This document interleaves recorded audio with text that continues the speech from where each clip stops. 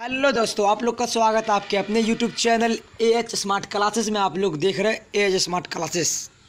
आज का वीडियो हो गया महात्मा गांधी के बारे में।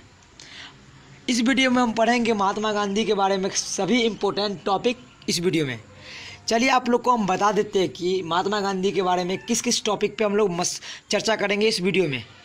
दिखाते हैं आप लोग को आने वाले वीडियो पे। चंपारण सत्याग्रह के बारे में पढ़ेंगे हम लोग। उसके बाद पढ़ेंगे अहमदाबाद मिल मजदूर आंदोलन। उसके बाद खेरा आंदोलन, रोलर एक्ट आंदोलन, बहुत सारे एक्ट महात्मा गांधी के बारे में जो सब इस वीडियो में पढ़ेंगे। चलिए वीडियो को शुरू करते हैं, आप लोग का ज़्यादा समय नहीं लेंगे। चलिए वीडियो शुरू करते हैं।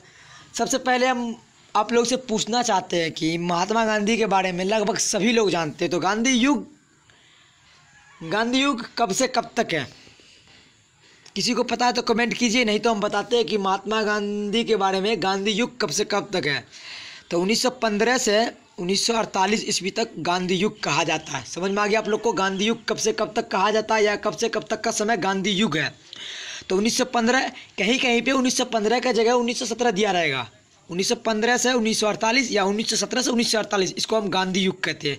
समझ में आ गया? चलिए आगे बढ़ते हैं। अब हम जानेंगे कि महात्मा गांधी का जन्म कहाँ हुआ, कब हुआ, किससे शादी हुआ, इसके बाप का नाम क्या है, इसके माँ का क्या नाम है, सब इस वीडियो में कवर करेंगे हम लोग। समझ में आ गया? आप लोग वीडियो में बने रहिए।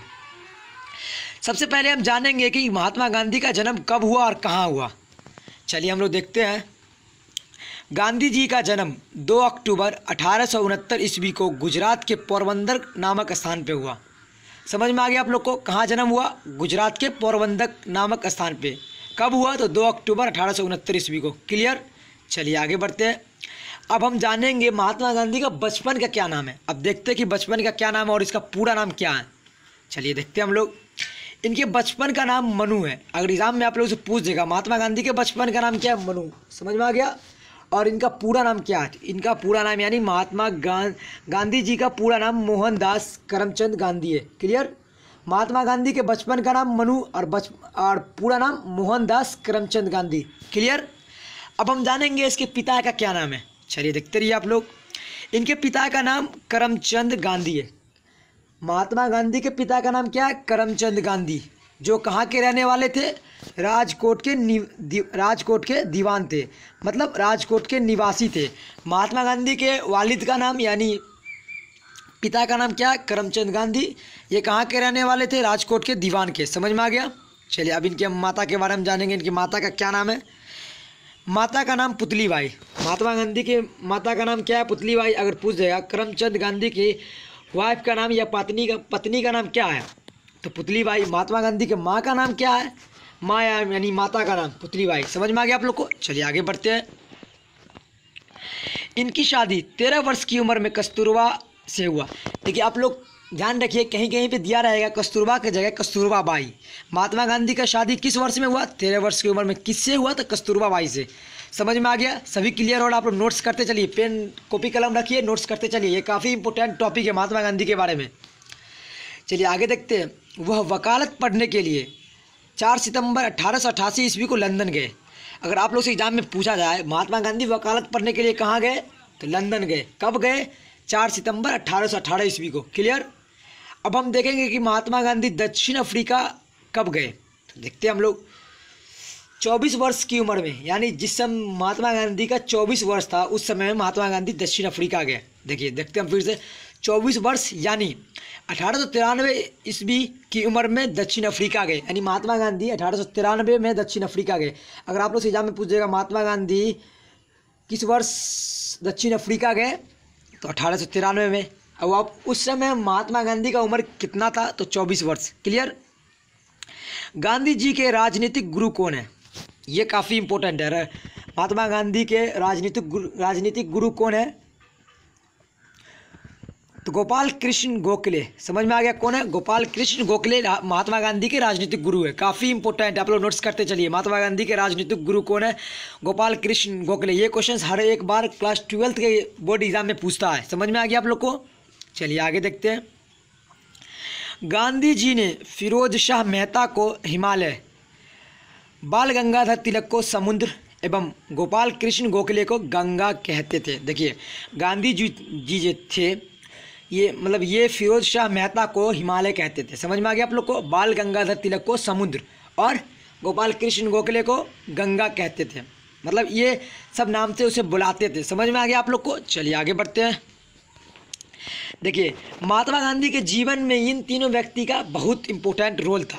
तो हम देखेंगे इन्हीं तीनों व्यक्तियों का इनके जीवन पर विशेष प्रभाव था। हम तो बता दिए कि इन तीनों का महात्मा गांधी के जीवन पर विशेष प्रभाव था।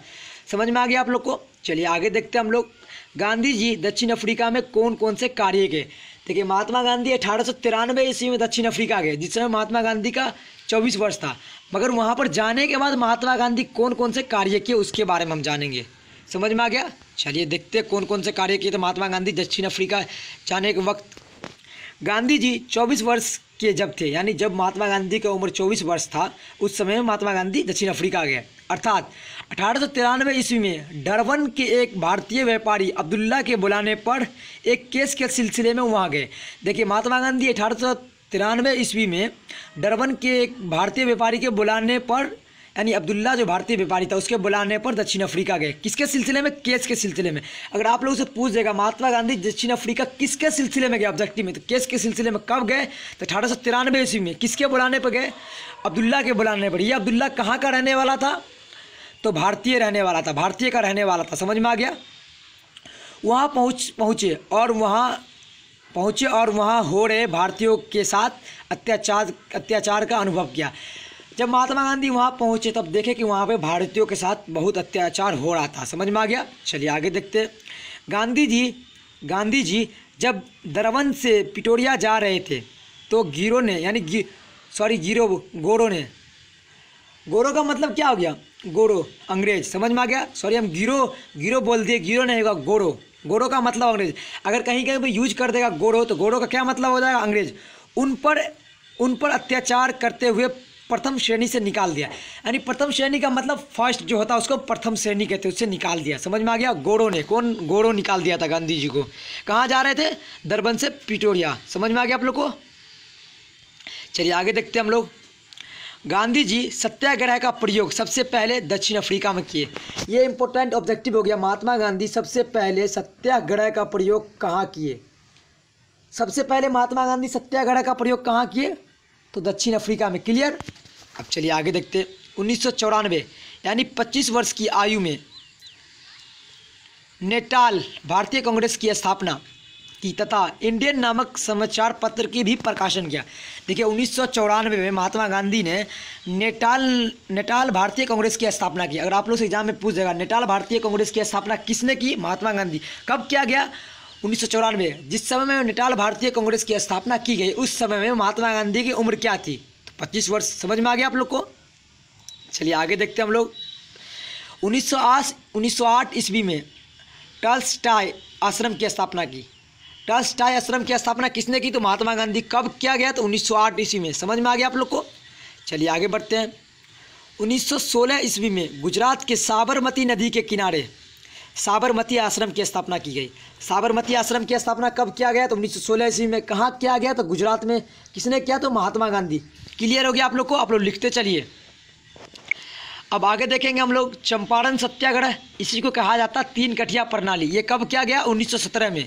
समझ में आ गया। चंपारण सत्याग्रह कब हुआ? तो 1917 में। इसी को कहा जाता 3 कठिया प्रणाली। चलिए आगे देखते हैं इसके बारे में हम लोग। 19वीं सदी के प्रारंभ में बिहार के चंपारण जिला के गोरो हम पहले बता दिए, गोरो का मतलब अंग्रेज हो गया। बागान मालिकों ने किसानों से ज़बरदस्ती 1 बीघा में 3 कट्ठा नील की खेती ज़बरदस्ती करवाते थे। इसे 3 कठिया प्रणाली कहा जाता था। देखिए हम समझा देते आप लोग को 3 कठिया प्रणाली होता क्या। 3 कठिया प्रणाली जो था उस समय में बागान मालिकों ने ज़बरदस्ती किसान लोग से 1 बीघा में 3 कट्ठा में नील की खेती करने को कहा जाता था। इसे ही हम 3 कठिया प्रणाली कहते हैं। समझ में आ गया आप लोग को। चलिए आगे देखते हैं। राजकुमार शुक्ल के बुलाने पर गांधी जी चंपारण आए थे। अगर आप लोग से एग्जाम में पूछ देगा महात्मा गांधी चंपारण किसके कहने पर यानी बुलाने पर आए थे, तो राजकुमार शुक्ल। आप लोग नोट्स कर लीजिए। और इस प्रणाली के प्रणाली के विरोध में विद्रोह किया, मतलब यानी तीन कटिया प्रणाली के विरोध, मतलब विरोध क्या तीन कटिया प्रणाली का, समझ में आ गया। अंत में अंग्रेजों को तीन कटिया प्रणाली को समाप्त करना पड़ा। देखिए जब महात्मा गांधी चंपारण गए तो उसके बाद ये मतलब सारा तीन कटिया प्रणाली का विरोध किया।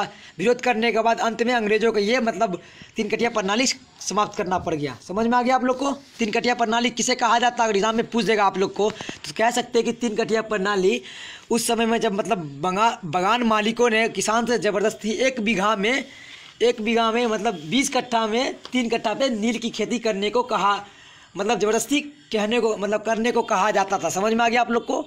इसे ही हम कहते हैं तीन कटिया प्रणाली। भारत में गांधी जी सत्याग्रह का पहला प्रयोग चंपारण में किया। देखिए अगर एग्जाम में पूछ देगा आप लोग को, महात्मा गांधी भारत में सत्याग्रह का पहला प्रयोग कहाँ किया, तो चंपारण में। अगर पूछ देगा पूरे वर्ल्ड में, इसे हम पहले पढ़ा चुके हैं, पूरे वर्ल्ड में अगर बोलेगा तो दक्षिण अफ्रीका में। महात्मा गांधी दक्षिण अफ्रीका कब गए, तो 1893 में। समझ में आ गया। चलिए आगे देखते हैं हम लोग। इससे अगला टॉपिक हम लोग पढ़ेंगे अगले वीडियो में, अहमदाबाद मिल मजदूर आंदोलन। देखिए इससे बाद खेरा आंदोलन, ये सभी हम टॉपिक अगले वीडियो में पढ़ेंगे।